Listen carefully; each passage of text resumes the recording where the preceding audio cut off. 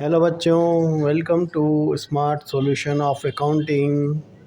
आज हम क्लास 11 के डेबिट क्रेडिट के रूल्स के बारे में पढ़ेंगे। डबल एंट्री सिस्टम के अंदर जो डेबिट और क्रेडिट के रूल्स होते हैं उनको हम किस प्रकार से समझना है और किस प्रकार से उसको अप्लाई करना है, ये हम आज देखेंगे।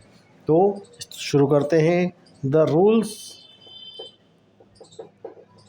Of debit and credit.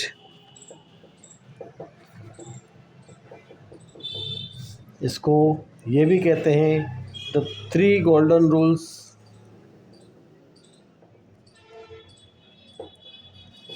Of debit and credit.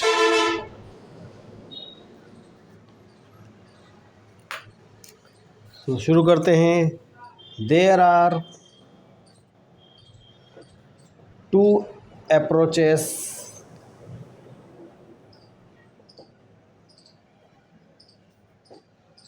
of the rules of debit and credit। पहला ट्रेडिशनल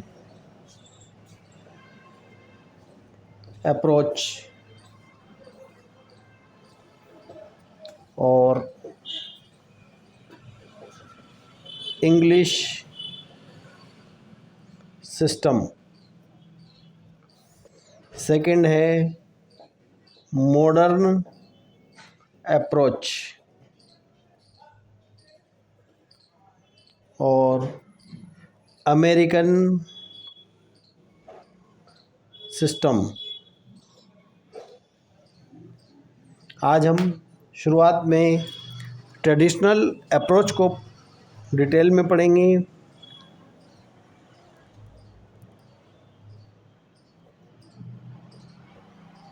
ट्रेडिशनल अप्रोच जो सबसे पहले जो स्टार्ट की गई थी, सबसे पहले जो बनाई गई थी, डबल एंट्री सिस्टम की जो सोच है, जो मान्यता है, उसके ऊपर आधारित होता है। इसके अंदर there are 3 types of account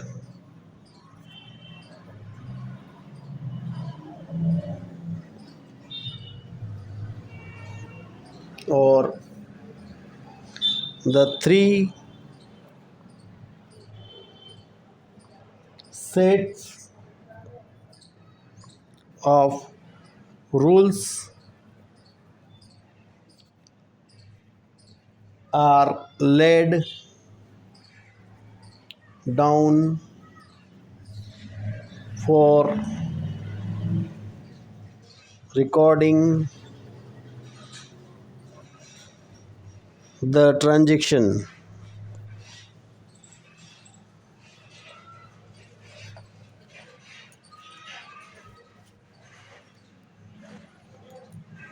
पहला जो रूल्स होता है वो पहले अकाउंट पर आधारित है, जिसे हम पर्सनल अकाउंट कहते हैं।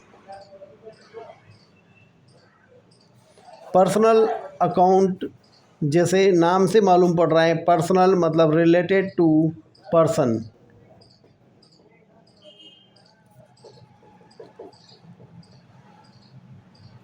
पर्सन से रिलेटेड अकाउंट को पर्सनल अकाउंट कहा जाता है।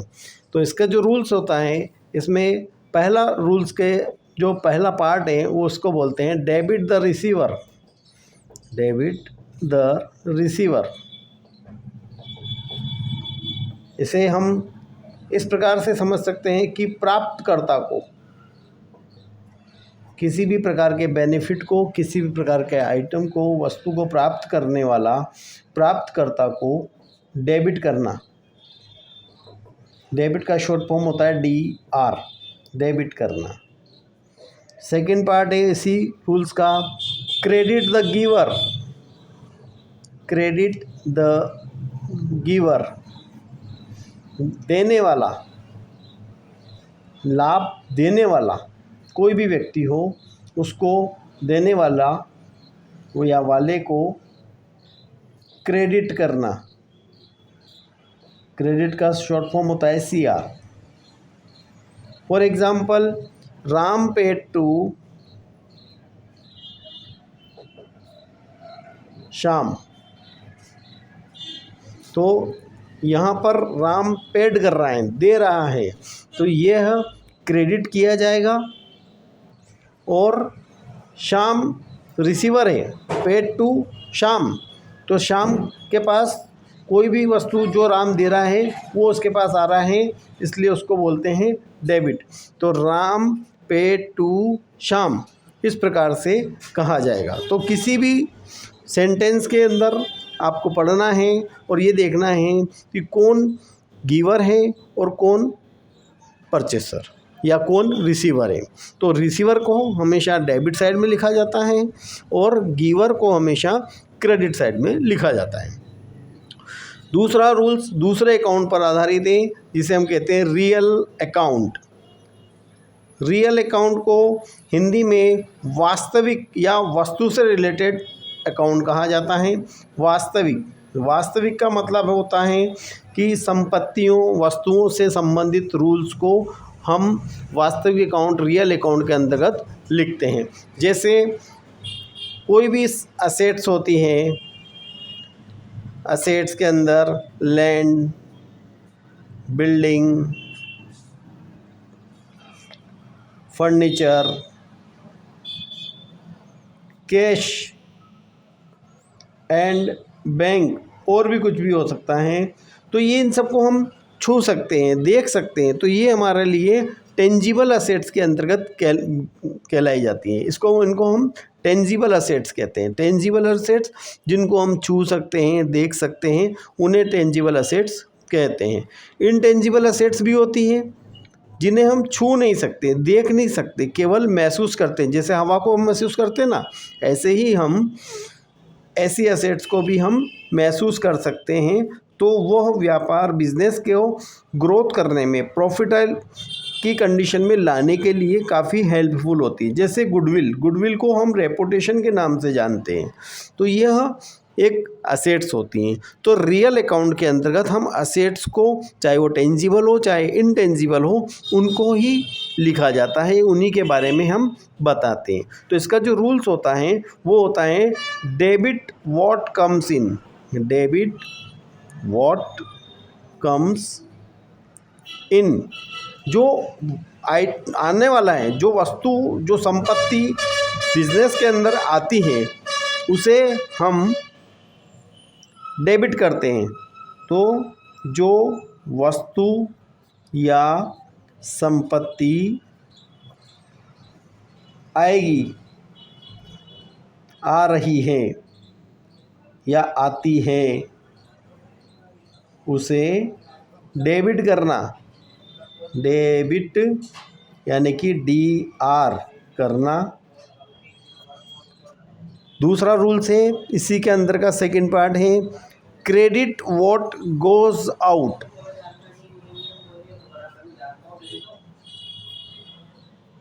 तो जो वस्तु या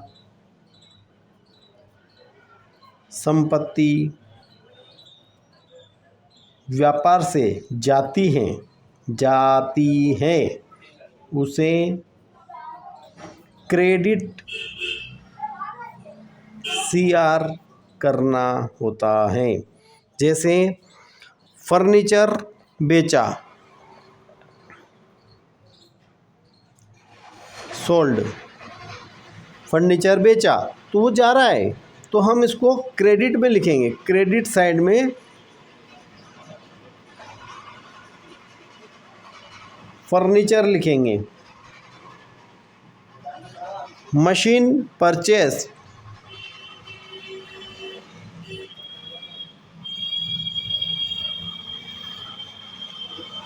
तो यहाँ हम मशीन परचेस यानी कि मशीन हमारे पास आ रही है, तो हम मशीन को डेबिट में लिखेंगे। तो मशीन को डेबिट साइड में लिखा जाएगा। ठीक है। इसके बाद हमारे पास रूल्स का तीसरा पार्ट आता है या तीसरे नंबर का रूल्स आता है जिसे हम कहते हैं नॉमिनल अकाउंट। इसी अकाउंट का एक और नाम होता है जिसे हम बोलते हैं profit and loss account.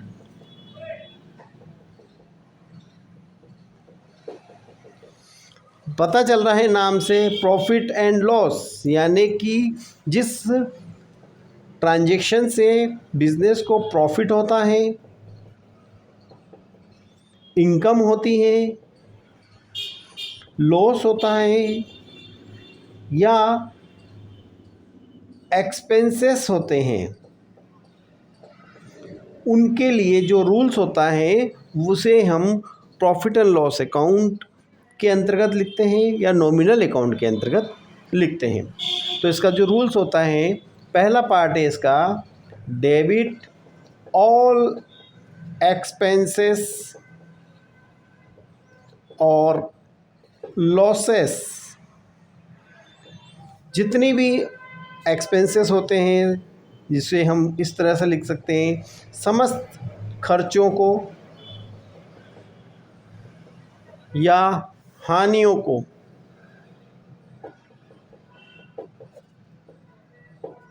Debit पक्ष में लिखना, डेबिट साइड में लिखना।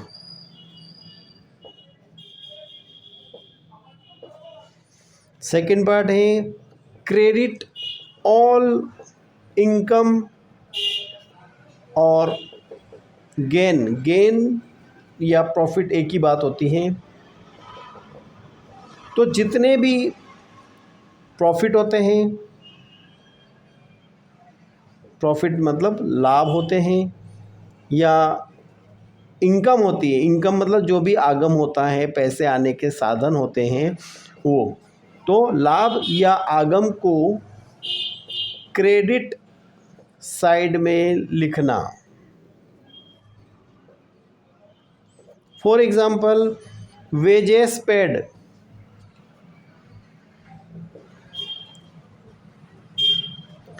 मतलब वेजेस देना, वेजेस दिया। तो यहाँ पर वेजेस हमारा खर्च है, एक्सपेंसेस हैं, इसलिए इसे डेबिट साइड में लिखा जाएगा।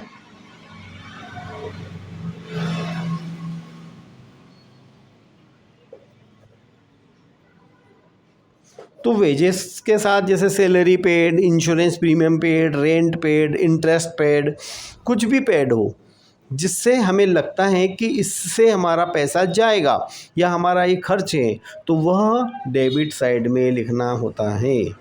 ठीक है, इसी प्रकार से हम सेकंड पार्ट को हम देखते हैं जिसमें ऑल इनकम और गेन को हम क्रेडिट साइड में लिखेंगे, जैसे कमीशन रिसीव्ड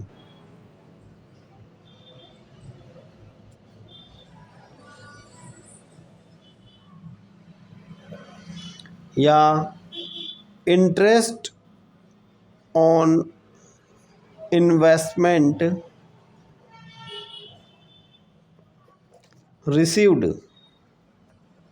तो यहाँ पर कमीशन भी मिल रहा है, इंटरेस्ट भी मिल रहा है, तो हमारे पास प्रॉफिट हो रहा है, तो हम ऐसे को क्रेडिट साइड में लिखा जाएगा। ठीक है, तो आज हमने ट्रेडिशनल फॉर्म या अप्रोच के बारे में पढ़ा। हम नेक्स्ट वीडियो में हम मॉडर्न अप्रोच को पढ़ेंगे, जिससे हम आपकी समस्त प्रॉब्लम को सॉल्व कर सकें। तो आप देखना, और अपनी जो भी प्रॉब्लम हो, उस और भी कोई प्रॉब्लम आ रही है तो हम इसका वीडियो बना देंगे, और आप इसके लिए हमें कमेंट्स बॉक्स में कमेंट्स ज़रूर करेगा। ओके।